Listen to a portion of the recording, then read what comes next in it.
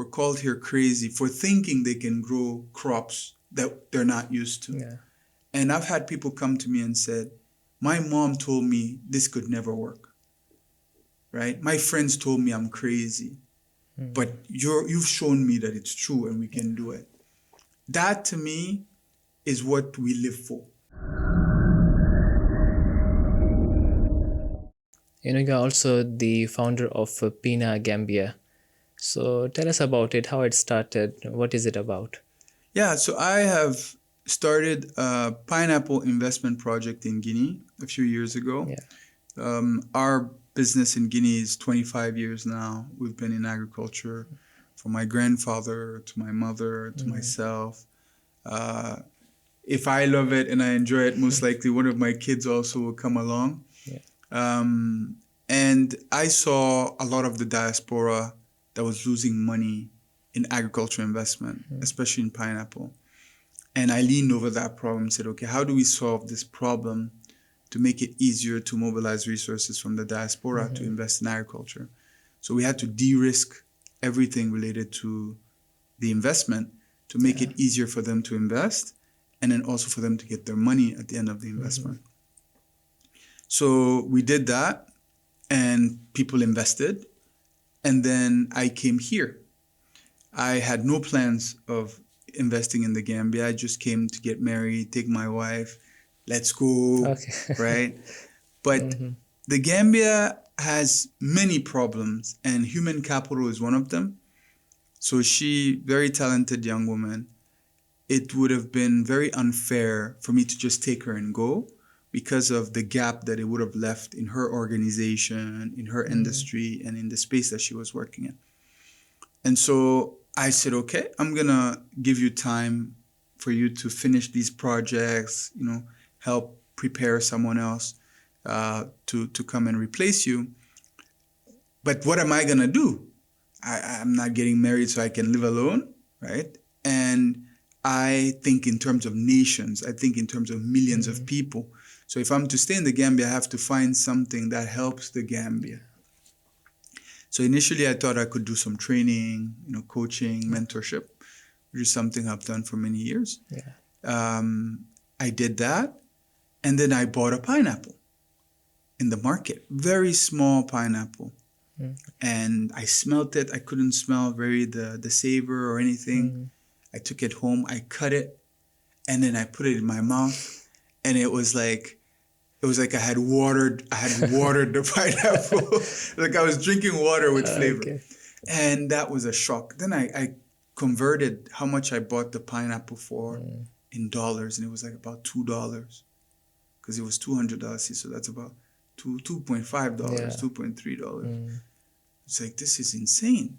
In my country, I get 3 big pineapples for the same price. And so that's when the thought started coming. Can we solve this problem? And I have a fundamental belief in life. When God has a plan for you, you will see it everywhere, right? It will just show up in dreams. Someone will say something. You will just put the radio on and you will hear it, right? Yeah, like something will click, yeah. Always, right? And the more pressing the need, the more the thing will click, and the more you have all the tools to solve the problem. But most of the time, we are so focused by, I want to be like Rohan, I want to be like Mohammed, I want to be like Fatu. We're looking outside at other people, what God has given them to do, and we want to be like them, rather than looking at what is for us. And I've learned over years that every time I pursue things that are not what God wants for me, I end up in trouble, I end up in problems, I end up in failure. It never ends well. And then later say, well, it was a lesson. Every failure comes with a lesson. At some point, you should be tired. You should be learning from other people's mistakes. Yes. And that's where I'm at. And so immediately I saw that I have in Guinea, with my team and our family and our business, the largest seedling stock in the country, which if you compare going this way, Guinea, Sierra Leone, Liberia, Senegal, Gambia, Mauritania. It's larger than all those countries because they don't produce pineapples, right? Yeah. So for me, being that person to see this problem, there's a reason. Many tourists come here. Many people come here from Ghana, from Nigeria, from places where they ate maybe a very good pineapple the day before, right? The people who are importing it, they know. But they don't care. They're making money from it. But you care because you were solving a problem already back home, right? So this, to me, seemed like it was my problem to solve. But I was like, no, this can't be my problem to solve. This is a Gambian problem to solve. So I will use this problem to help Gambians solve their own problem. Because if I solve the problem, then it's my opportunity. But if I can use this initiative to bring the whole entire nation together, again, you have to know who's your audience. My audience are nations. I speak to nations. I don't speak to groups.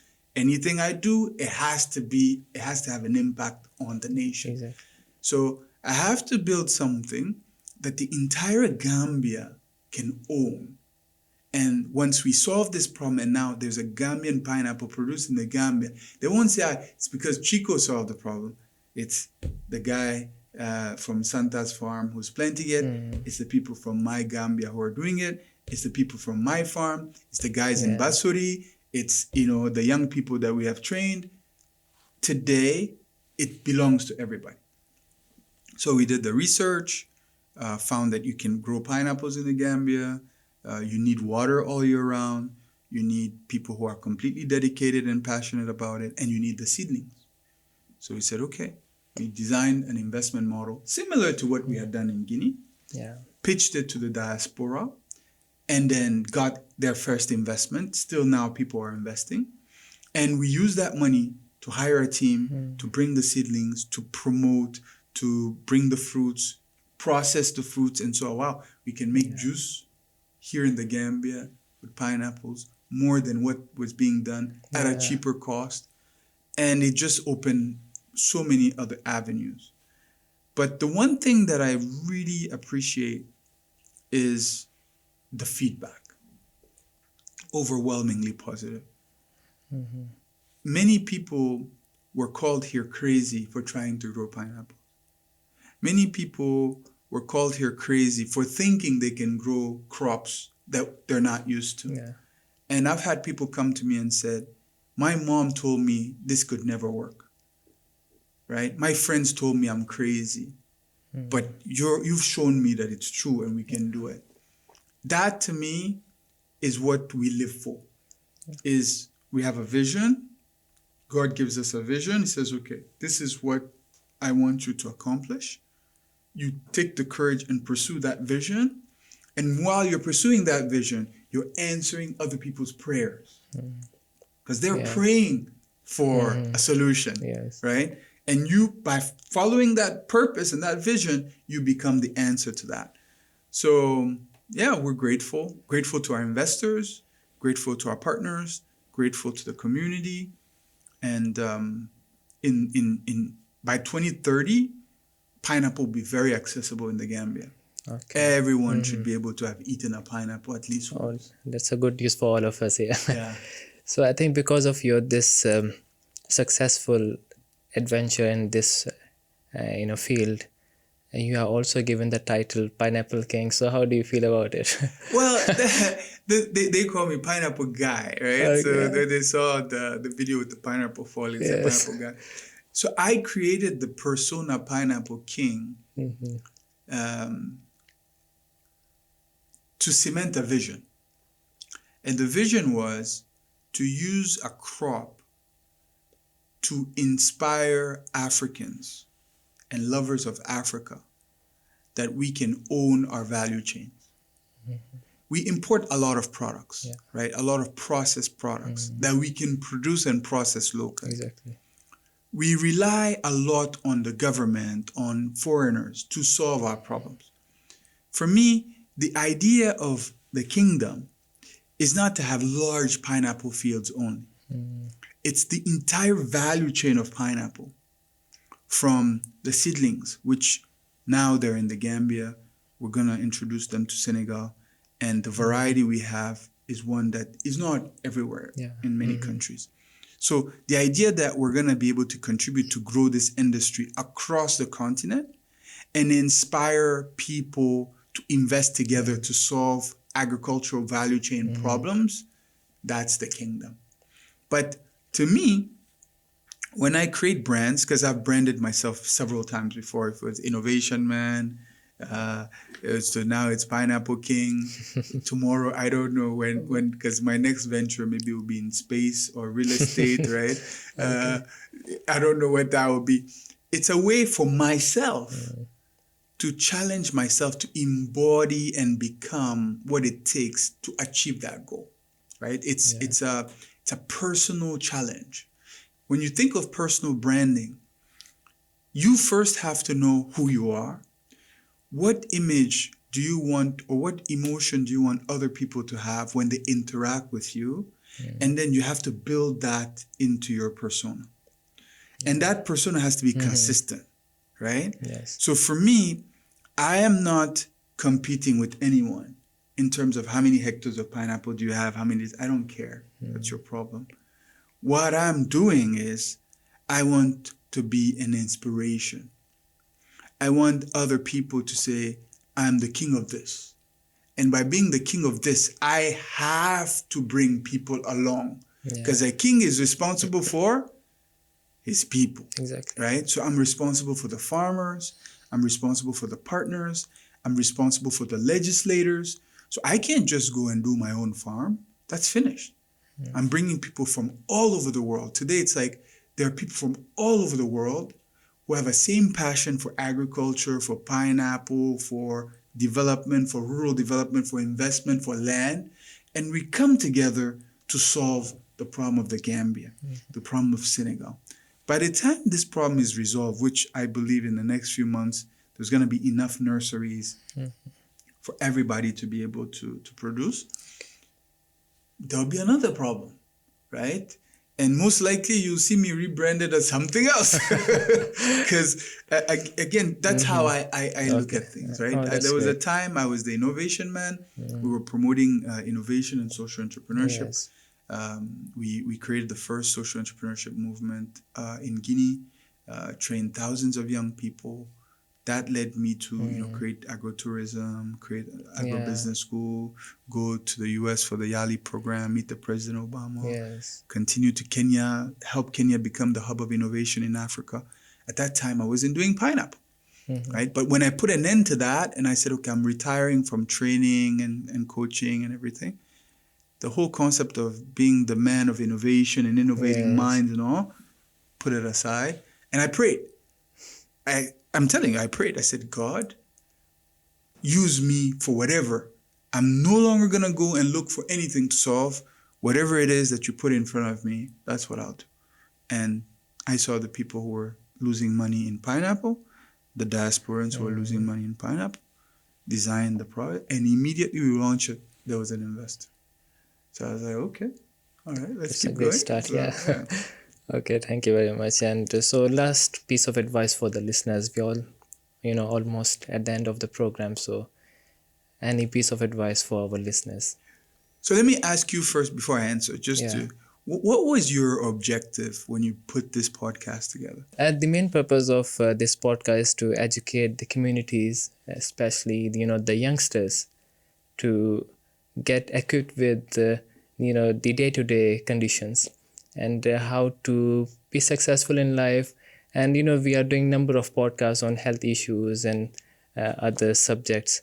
So like targeting on those subjects which are not highlighted and the people are not well aware of. Yes. So through these podcasts, they will get to learn something, and eventually they can use that for their own development in any field. It can be agriculture, like we're having a talk on agriculture. We had talk on real estate and, so many other different subjects. Yeah, and you're doing that very well, because that is what I think I would say.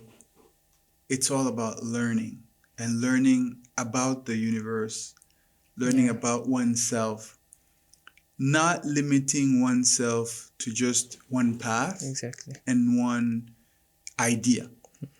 For me, what has been my secret, if it's a secret, is my mind is limitless. My mind is boundless.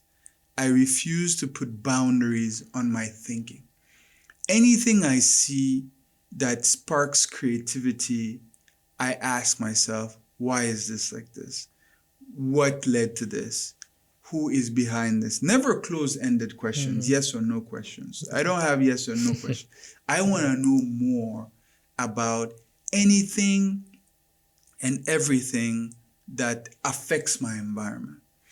And so to the listeners who are here with us today, 10 years from now, there's something behind your fears, right? So write down your 7 biggest fears. Each of them,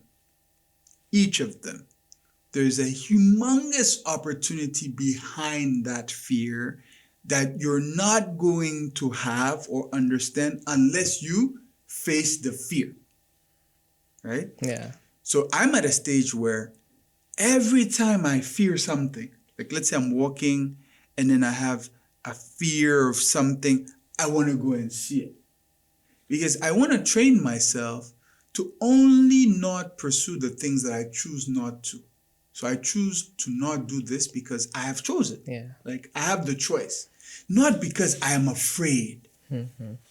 Because there's good fear, there's bad fear. But you'll never know the difference if you don't confront them. Exactly. So be fearless in learning, be fearless in growing, and learn about the universe. I think that would be... No, thank you very much for this wonderful ending, and it was a pleasure having you. Thank you. Having this enlightening and motivational discussion with you. Thank you very much for having me. Thank you once again. And dear viewers, that's all for today. Until we come your way again. Till then, Assalamu alaikum wa rahmatullah.